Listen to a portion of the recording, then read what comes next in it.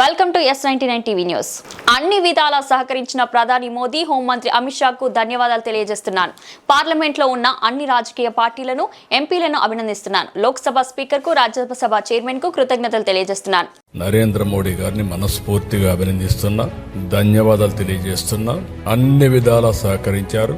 సహకరించడమే కాదు, ముందుండి దీనికి చట్టబద్ధత ఇవ్వాలి అని నిర్ణయించుకొని ఈరోజు చట్టబద్ధత ఇచ్చే పరిస్థితికి వచ్చారు. ఆ తర్వాత అమిత్ షా గారిని అభినందిస్తున్నాం. ఎందుకంటే డిపార్ట్మెంట్ ఆయనే దీన్ని ఇనిషియేట్ చేసి ఇమ్మీడియట్ గా ప్రాసెస్ చేసి పంపించారు. పార్లమెంట్ లో ఉండే అన్ని రాజకీయ పార్టీల ఎంపీల్ని, పార్టీల్ని అభినందిస్తున్నాం. లోకసభ స్పీకర్ ని అభినందిస్తున్నాం.